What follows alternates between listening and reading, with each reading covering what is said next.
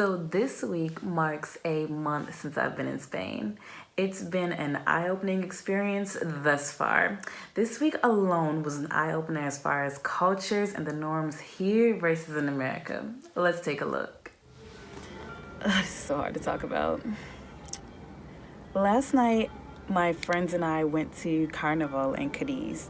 And Carnival is kind of like their version of Halloween to us Americans. There were people dressed up in costumes, blown up figurines, and just festivities and fun. Amongst those costumes, festivities, and fun were people dressed in blackface. And for those who do not know, blackface is where someone who is not naturally colored, brown or black, they put on black or brown makeup on their face and body to imitate someone who is naturally black or brown. This was very common during the civil rights and post-slavery and minstrel shows and such. And seeing this in reality, honestly, I didn't think I would ever see it in reality. I thought we were really far removed from that era. It made me really uncomfortable to see because I would look at them and they really didn't see what was wrong. And it was just really awkward for me and my friend Bon, who is my friend who was rapping with me on the other episode, because we had classmates who felt bad for us, but they weren't in the same boat as us. It was really hard to enjoy the night because there was someone imitating my people. I didn't really go off per se, but it was just really unfortunate. And I just hope that through talking about it like this, bringing awareness to it, that blackface becomes a thing in the past, regardless of if I'm in America, Spain, or any other country, because it's not cool. Culture appropriation is not cool. And I don't really get how you can make fun of someone's culture. What's funny about it? What's to laugh about? I don't know. I think that was my first experience of culture shock.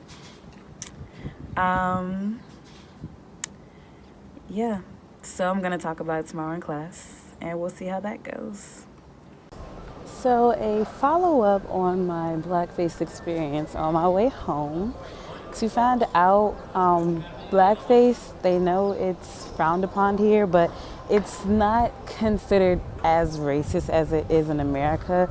It's more so when people want to get into character and be the character who so happens to have colored skin, they put on blackface. People don't like it, and they're aware that it is kind of considered really disrespectful in America. So I don't know the future of it here. For now, it's just something that's here, something that I'll have to witness. So for students who are studying abroad, especially for the first time, expect to see some unique things. There are some things that fly in America that aren't acceptable here, and vice versa. That's where the learning and the aha moment comes up. America is a melting pot of cultures, so we're quicker to notice cultural appropriation, whereas here it's not as diverse. So though this was meant to be in good, clean fun, not everyone took it as such. But instead of lashing out, I inquired information.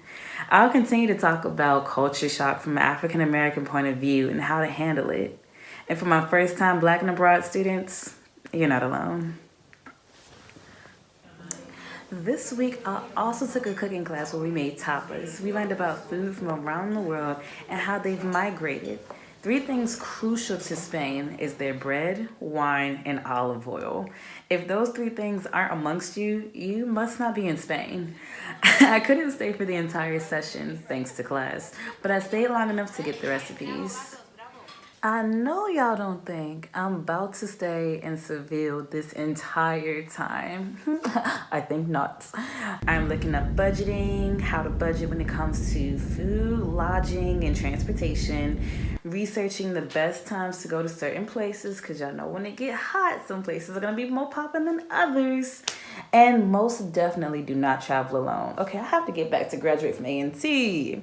Some places that I want to go to are Portugal, Italy, Amsterdam, London, Paris, and other parts of Spain. Of course, I am not a billionaire, so we'll see how many places I get to. But most definitely, if you are abroad, take advantage of this opportunity. You would probably never be as close to these many countries in the next year unless you have it like that. I don't know. But yeah, for Arlette abroad, I'm out. It's time to start week 5. Week 5. Yeah. Bye.